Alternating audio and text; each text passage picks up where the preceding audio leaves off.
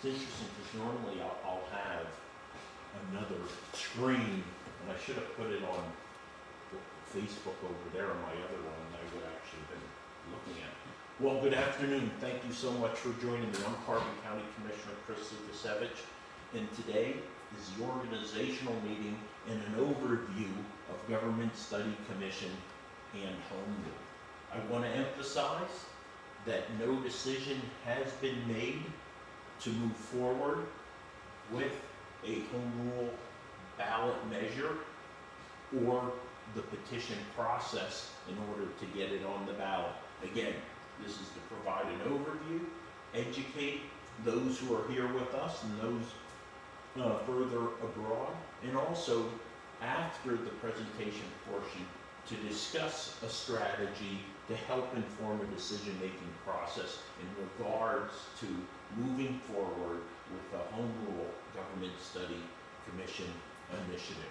What I'm going to ask for those who are here with me this afternoon, I'm going to ask you to hold all questions until the end, because a lot of the answers are going to go into strategy, and I want to kind of keep that close hold format.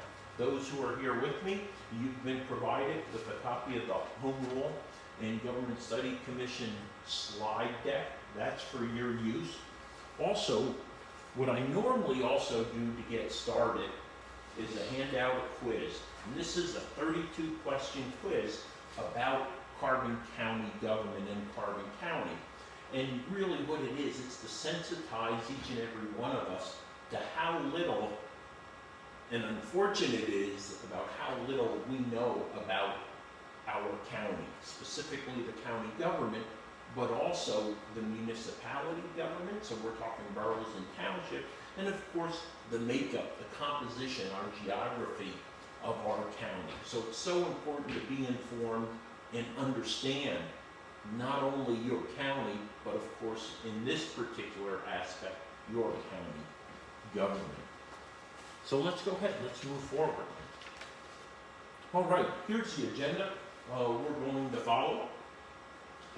I'm going to go ahead, talk a little bit about the Federalist Papers. I'm going to look at the references that I'll be using throughout this conversation.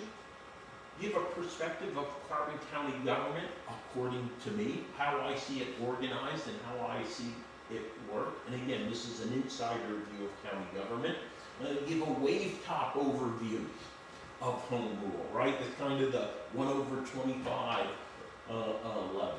Then I'm going to look a little bit and update us on how we have come to the point of having the opportunity to implement home rule in Pennsylvania, which is referred to as Act 62. Talk about taxation with little representation that we have right now.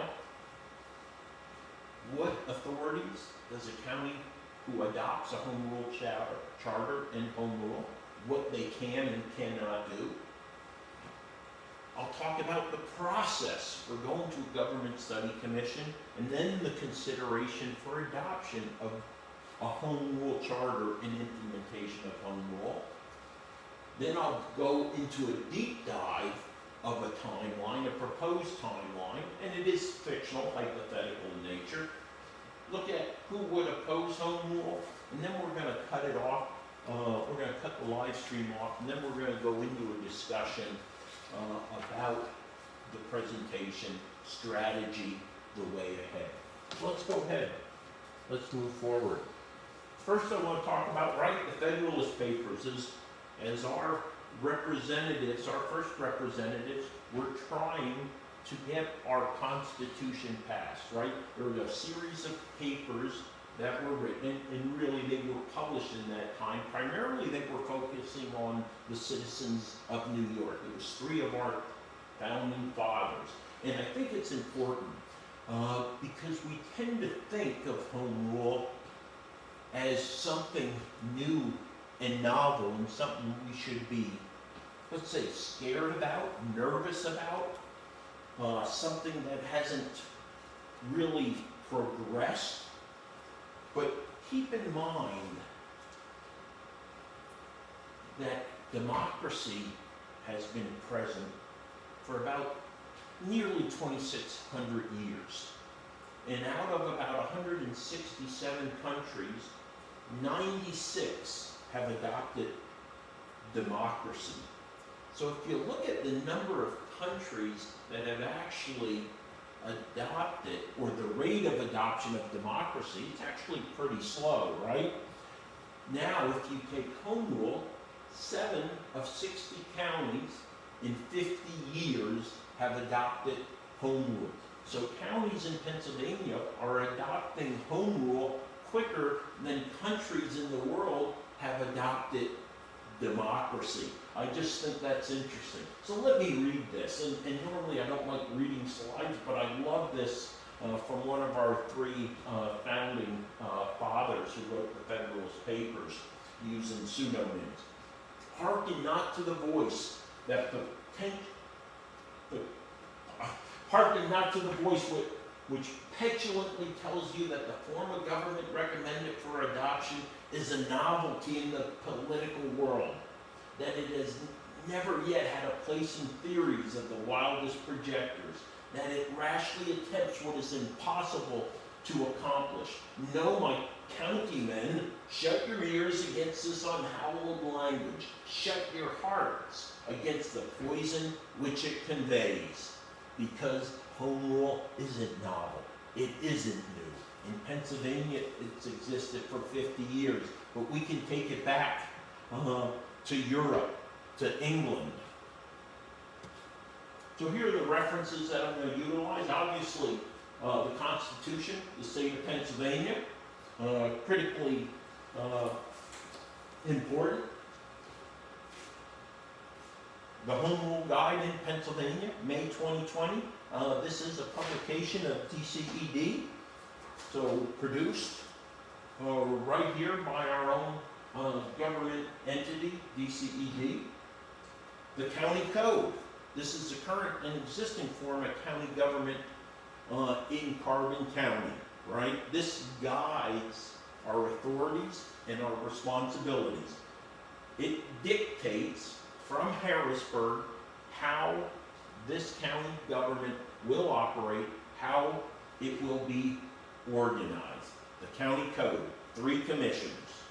And then finally, Act 62, right? Adopted 50 years ago in April, which gives Pennsylvanians, or empowers Pennsylvanians, to adopt a form and an organization of government that will best meet the needs of their specific county, municipality, borough, or township. These are all available online. If you go to www.carbonforhomerule.org, it could be the number 4 or the word 4, right?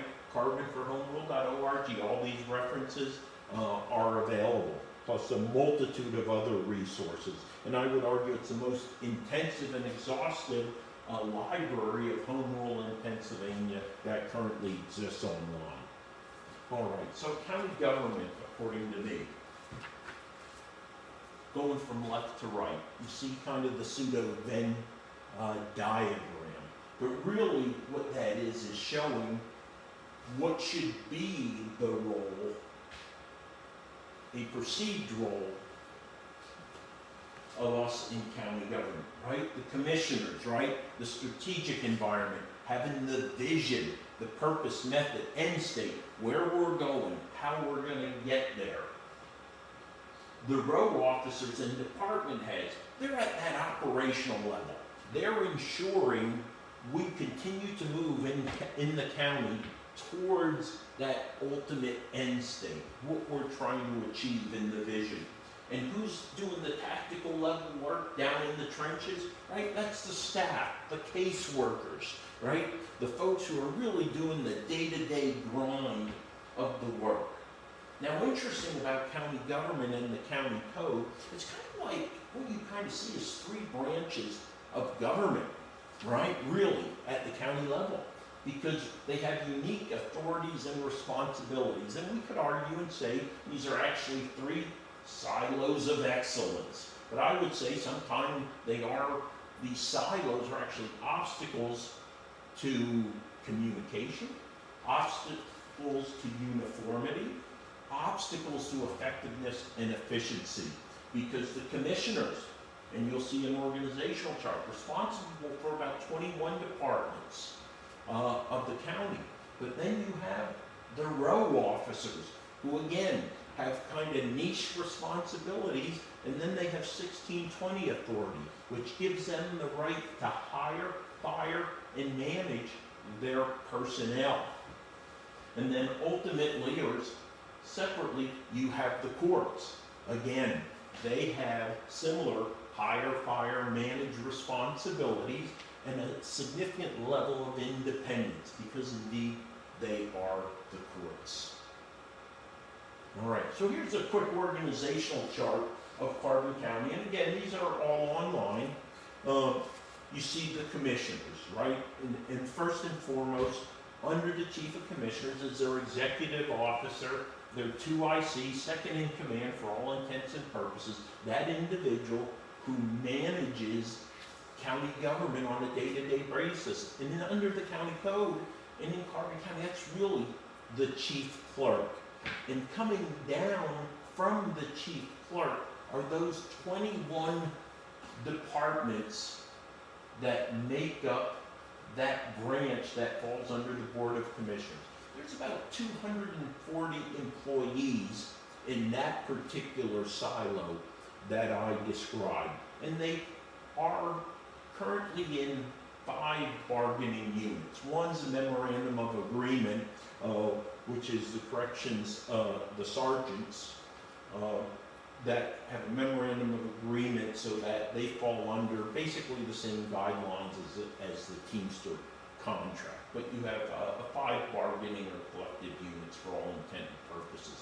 Then you also have the row officers, right? Orthonotary, clerk of courts, controllers, coroner, DA, recorder of deeds, register of wills, sheriff, treasurer. Remember, they have that unique authority to hire, fire, and manage.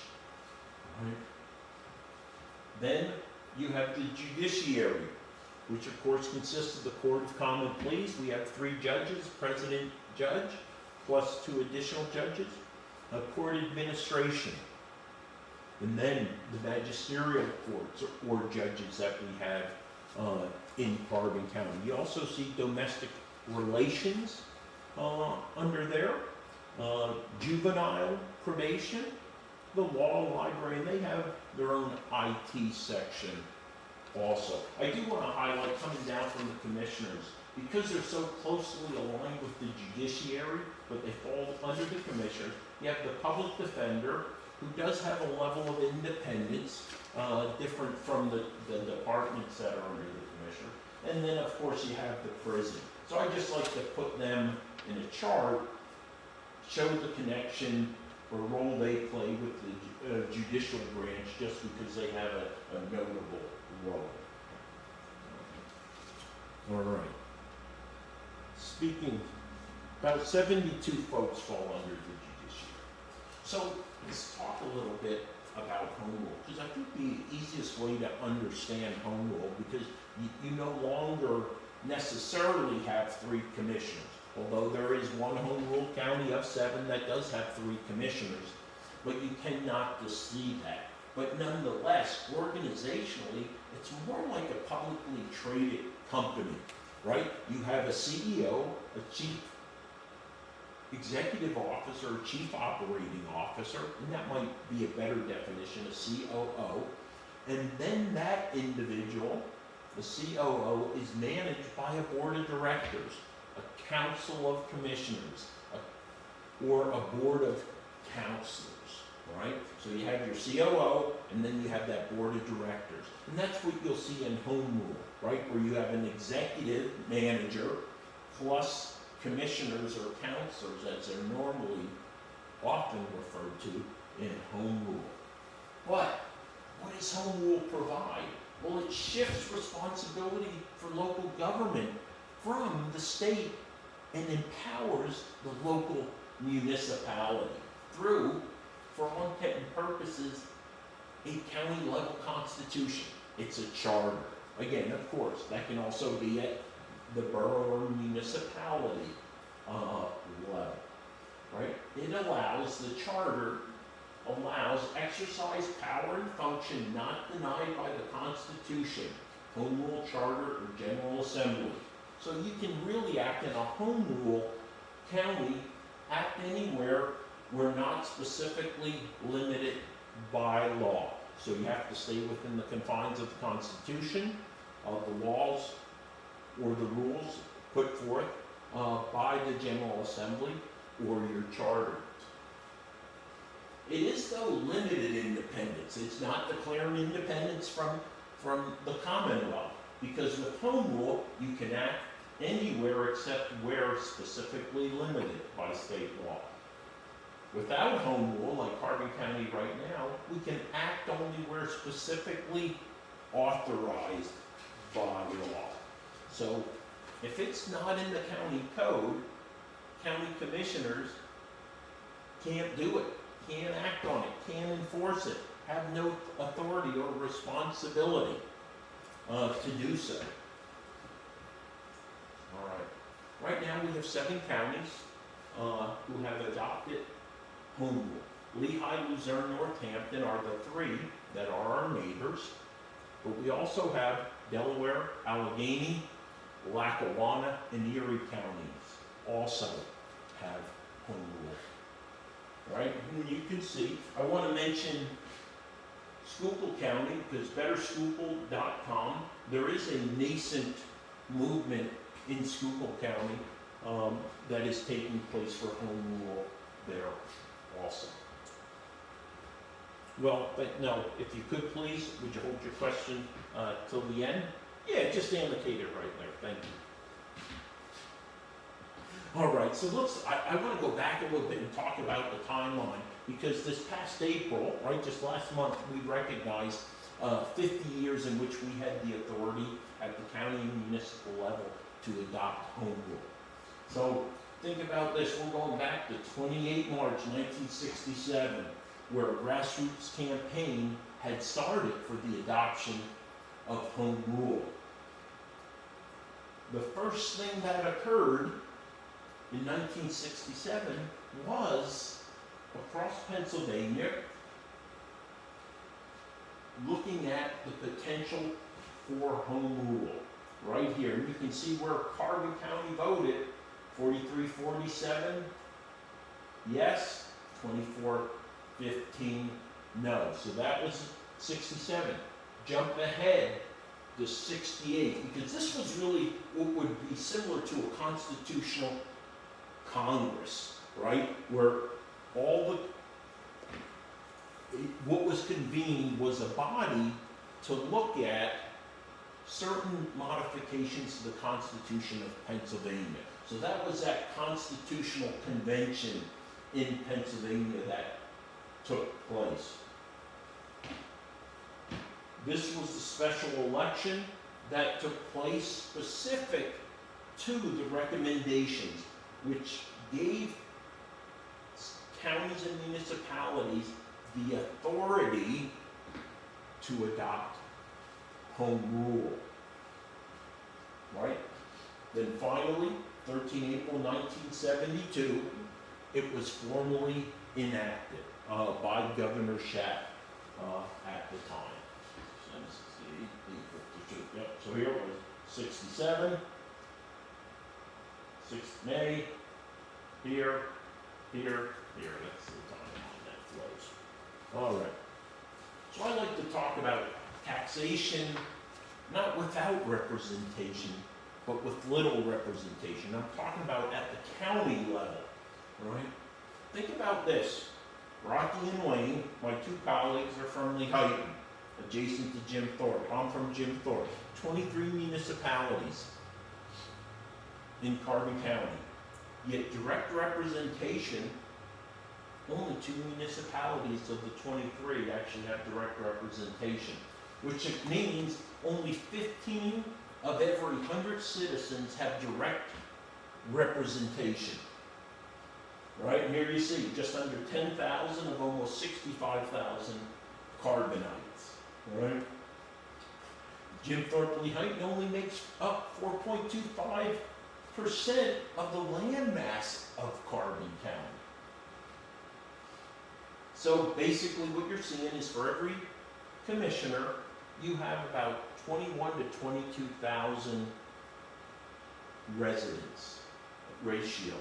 But think about this, let's talk about our school districts, right?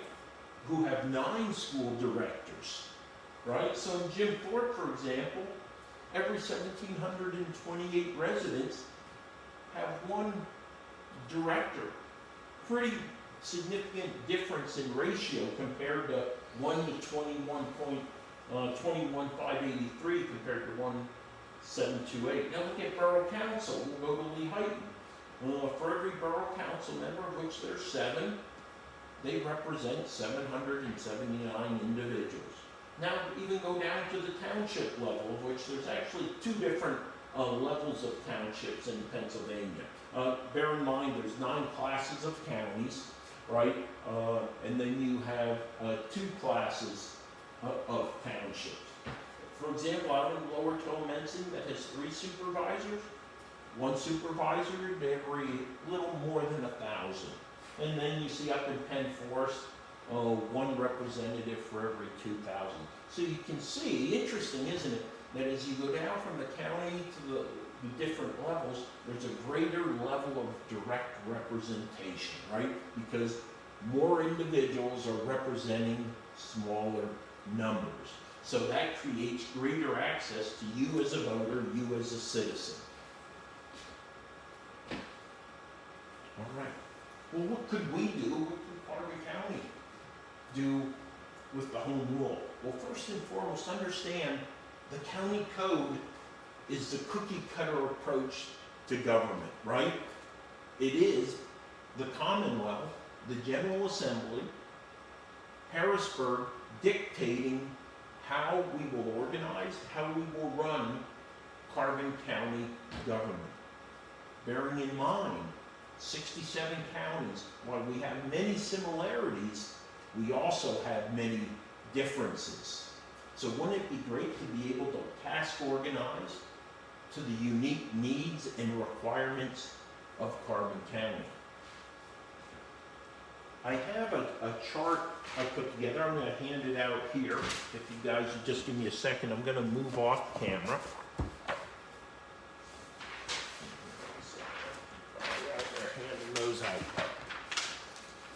So here's my home rule smart book. This contains all the research that I've done in hard copy. It contains the charters of the 7 counties. It contains the results of various government study commissions, which is really the first significant step in home rule. And what I've provided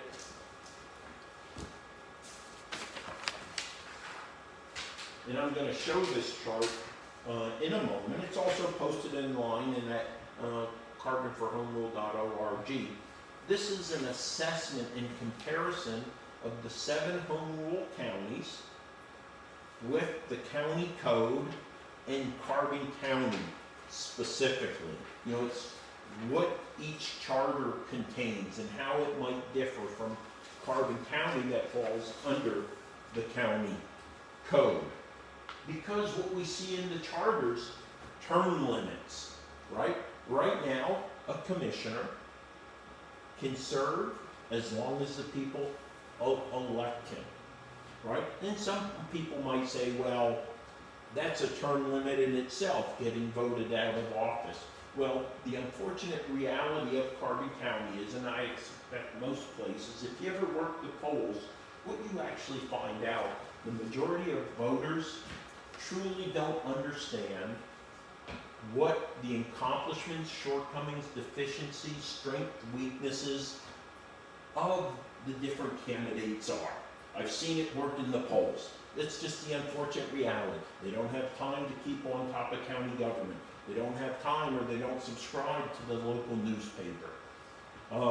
They live in Carbon County, but they work in the Lehigh Valley, or they work in New York City, right? So that all creates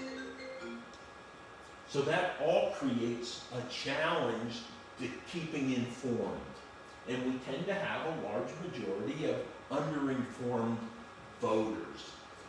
Therefore, that term limit, meaning you voted them out of office, really doesn't hold true. I'll simply probably refer everyone to a previous clerk of courts who spent many years continuing to be reelected, yet there were problems.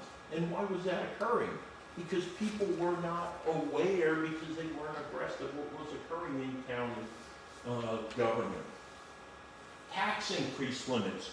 Right now, county government is limited to 25 mil increase per year. However, they can get an additional 10 mil increase if they go to the courts. So up to 35 mil increase in 1 year. In a home rule charter, you can make that more restrictive, that the county can't raise taxes, your commissioners or council members, let's say more than 10 mil or 5 mil per year, without, let's say, going to a referendum to the population, to the voters, would be an example, right? So you can have public referendums and ballot initiatives. Right now in Carbon County, it doesn't matter if all 64,000 residents, or let's say the 46,000 voters, those eligible voters, say we would like to vote on an initiative on a ballot, to have something placed on the ballot. You have no authority to do that. Now the Board of Commissioners, they can put a ballot measure on, but the voter, you yourselves, we ourselves, cannot petition for any type of ballot measure currently, with the exception of one I'm going to talk about that in a minute, right? How about regional at-large representation? You'll see that a lot in home rule charters. You'll see a combination. For example, let me give an example. Currently, right, Carbon County has 3. We're all at large, meaning the entire county votes for us when we run. But what you tend to see is the problem we have here. Only Jim Thorpe and Lee Height are, quote unquote, really have that direct representation. So let's say if we had a home rule charter and we said there would be 7 part-time commissioners, because frankly the commissioners, or counselors as they are sometimes referred to, are part-time. What you could do as Carbon County with 5 is, let's say we elect a commissioner from each of the 5 school districts, right? So that would be that regional representation, and then you could have 2 at large. Or if you had a 9-member commission, of course, you could go ahead and do, 5, which would be regionally based, and then 4 commissioners could be at large, voted upon by the entirety. And again, that would help ensure those 5 geographical areas are assured of representation, or assured of representation. So that's just one way to skin that cat. The ability to streamline elected road officers, so really reduce them.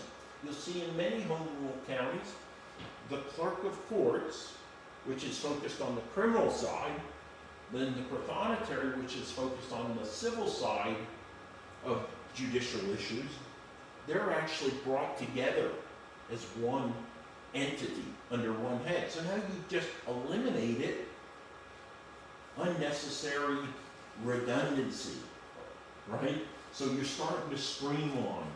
And you'll see that in a lot of the charters, and that's just one example. You'll also see, in regards to that, I'm going to jump to that, the streamlining of elected road officers, with the exception normally of the district attorney, the sheriff, and the controller, you tend to see there are no longer elected officials. Rather, they are merit-based. That is, they go through a formal hiring process. Now, each of the 7 current counties looks at it a little bit different, how many elected officers they have and how many are merit-based hires. I'm a big believer in merit-based, right? You get a position based upon your qualifications, not necessarily you're the most popular person, you have name recognition. Part-time commissioners versus full-time. A county commissioner in Carbon County First year in office, you have a salary of $72,000. On top of that, let's say if you have a family, medical insurance, taxpayers paying $35,000 for that, so that puts you at $107,000. Plus you have, of course, vacation days, sick days that you can take. And again, there's money associated with those days, right? It's lost productivity, lost time in the office, loss of engagement with the citizenry. You also have the benefits such as a very, very robust retirement package in the county. And again, so it's expensive. However, part-time commissioners, as you see in the charters of the Oklahoma counties, they don't get benefits. $10,000, $12,000 a year versus $115,000, $120,000 once you start adding in, the Social Security, the FICA tax, and everything similar that is paid by the taxpayer. Annual State of the County address required. So you actually know what the vision is for your county and what they are accomplishing. When did you actually ever see a true state of the county? Now I know the Carbon Chamber does something called the State of the County, but they're talking a holistic look. Keep in mind, county commissioners don't run the county. County commissioners run county government. And what did we know from the first couple slides? County commissioners really only administer and manage 21 departments, 245 individuals out of about 400 individuals. So again, county commissioners don't run the county, we run county government, and therefore we really don't get a sense of what county government is achieving, but you could require that. I always loved the thought of increased minority party participation. We probably have 6,000 to 8,000 non-affiliated, independent voters in Carbon County. When was the last time that an independent, non-affiliated voter was elected to office in Carbon County at the county level?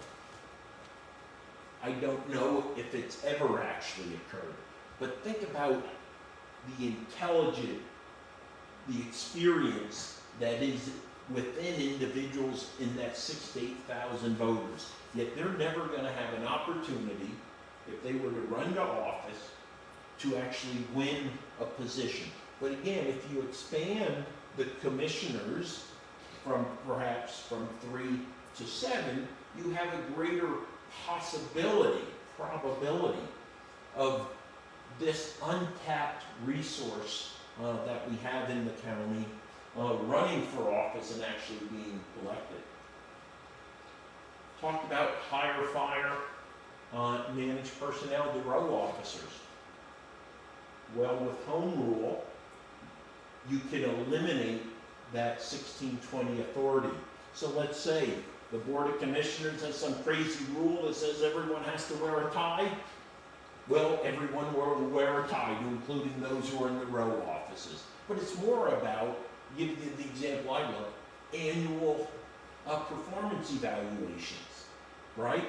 Now, the 21 departments, 245 folks who fall under the Board of Commissioners, we can enforce that, right? And there's punishment when you don't follow the rules, right? But we have no authority to enforce those performance requirements on those individuals who work for the row officers, right? So we want uniform, enforceable policies and procedures, because that helps ensure consistency, effectiveness, efficiency, and creates a culture, right? A shared culture between individuals and offices. Merit-based competitive hiring, I talked about that, requiring that, and not the good old boy network. Talked about the enforceable common administration and personnel policy. A balanced budget requirement. There is no requirement in Carbon County for the commissioners to propose or have a balanced budget. You may not know this past year, the Board of Commissioners did not have a balanced budget. right? Revenues and expenses didn't add up. We used carryover money from the previous year to quote unquote balance that budget. All right, there's the chart I was talking about. And again, I don't really expect anyone to be able to read it, but it is available on CarterForHomeRule.org. If you go to my Facebook page, C4 Commissioners, it's also available there. And again, what you will see when you look at it, across the top, you'll see the 7 home rule counties. And then you'll see Carbon County, which is a county code county. And down on the left side, I broke it down kind of into categories, right? We talked about the county executive, right? The executive branch. I talked about the county, let's say, the legislative authority of branches. Look at the row offices, county administration and finances, and citizens' rights. So this is how the areas in which home rule charters have added fidelity, provided change to increase effectiveness, efficiency of government. So again, it makes a pretty easy comparison for you. And you know what? Email me at clukasevich@carboncounty.net or c4commissioner@gmail.com. I'll email you a copy of it. But again, it is on the Carbon for Home Rule page. So when you get a chance, take a look at this chart, because again, this is really all your homework and research done for you. I was just looking at the charters and what county commissioners in home rule counties were paid, right? Here, 7,000, here, 8,000, 12,000 here, 10,000 here. This is the only one, Lackawanna, that actually has full-time commissioners, 76,000. Here, 10,000, and here, 30,000. So again, there's a vast difference in how each county approaches it. But if you're looking for saving money by having commissioners who aren't getting 72,000 a year plus benefits, there is an option here. All right, Government Study Commission. So this is the wave top, how it works.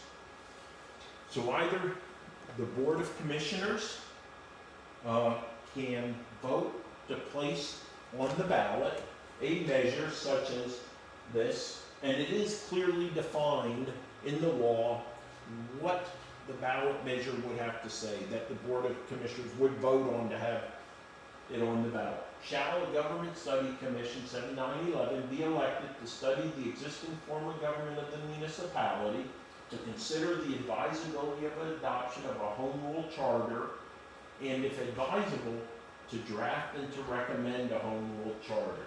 So this is the first step, right? A ballot measure. It's either done by the Board of Commissioners, at least 13 weeks prior to the election, doing an ordinance. We're just doing that for a ballot measure for November, are we not? For the $10 million bond for ag land preservation and open space. That's a ballot measure the Board of Commissioners voted on. Or a petition by the citizenry. If we can get 5% of the last governor race total to sign a petition wanting to put that on the ballot, that could be placed on a ballot. Right now that'd be about 1,142 individuals. This is the last general election for governor. So what happens if that petition is decided to move forward? You'll be voting, we would vote for two things. One, shall a Government Study Commission be formed of 7, 9, or 11, and that has to be clarified before it's on the ballot, how many. And what you're also voting on are the commission members. And that would be 7, 9, or 11 individuals whose responsibility would be to assess the existing form of government and see if there is not sufficient shortcomings and deficiencies in the existing form where we should write and put forth to the voter a home rule charter for consideration of adoption. So let's say the voters say, yes, we want a government study commission. They vote for 7, 9, or 11 commission members. Then that commission would have up to an 18-month period in which they would study, deliberate, and draft a charter if they deem it necessary. And ultimately, taking to the public, to the voter, a ballot measure for adoption of home rule. And eventually, if the voters approve it, simple majority, then it goes into an implementation phase, which could take years actually to move from county code organization structure to home rule. So that's kind of the broad picture. Well, how could it potentially look like in Carbon County? Well, this is a detailed version, and again, this is available on my Facebook page. It's also available at carbonforhomerule.org. This is just the true breakdown. For example, I could propose a motion at the next, or the 16 June Commissioners meeting that would say, shall the Government Study Commission of 7 members be elected to study the existing form of government? And if either Rocky or Wayne would vote with me, that could be on the next ballot, which would be in November. Well, let's say they wouldn't vote with that motion. So what would happen if the motion would fail, starting on 21 June, which is the 20th Tuesday prior to the election on 8 November, would have a period from the 20th Tuesday all the way through to the 13th Tuesday that individuals would have to go out and get petitions signed. Remember, 1,142 signatures would be required in Carbon County. That's 5% of the quantity of persons voting for governor in the last gubernatorial general election. So after that 13th Tuesday, if 1,142 signatures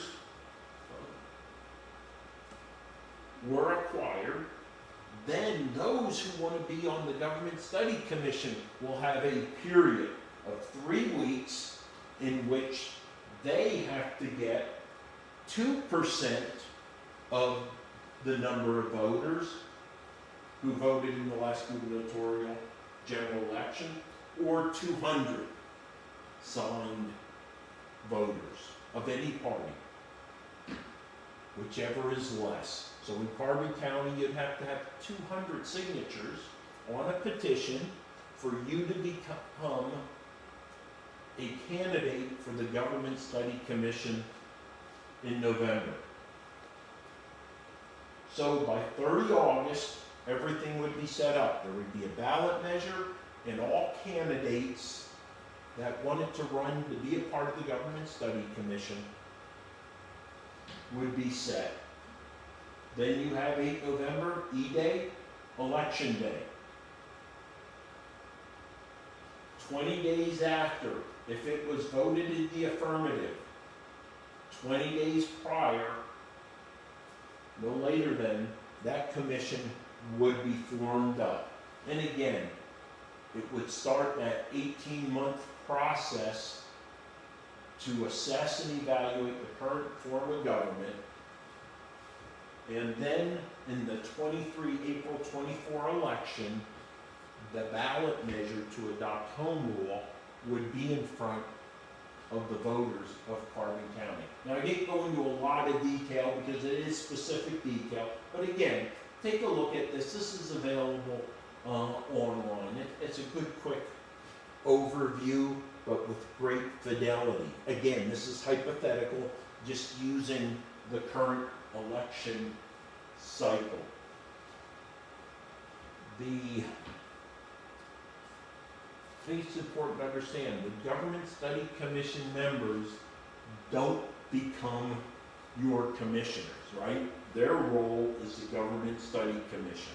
Also, what happens in charter implementation, should a county move, or borough or township move to home rule, you see the elected officers under the county code are actually fulfilling the remainder of their time in office. So you're not cutting your term short. Everyone would kind of grandfather in and just kind of time out of their position. All right, so who would oppose home rule? Democratic Party, Republican Party, elected officials, elected politicians, right? Those who believe that a lifetime career is to be a politician versus those who believe that you come in, you make a difference, you have a term limit, you get out, you bring in new blood, you bring in new ideas, right? You make positive change, right? Why the parties? They're going to lose power, right? They're no longer electing or pushing forward candidates for 9-row offices, the clerk of courts, the prothonotary, the coroner, the district attorney potentially, right? The sheriff, right? They're no longer in the process because you may be doing merit-based hires for some of those positions, unlike in the county code, right? So they have less of a role.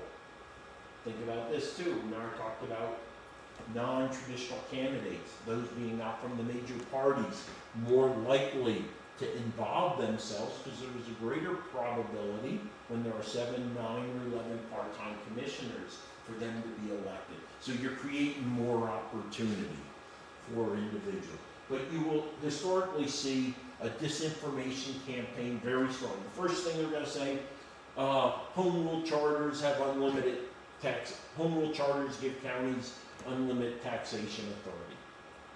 Well, it potentially could, but why would you as a voter vote for a charter that says your new board of commissioners under a home rule charter have unlimited taxing authority, right? You wouldn't vote for it, right? So there's checks and balances. Just like in home rule, there's a check and balance. Think about this, right now, the 3 commissioners in Carbon County were the legislative branch or the executive branch of government.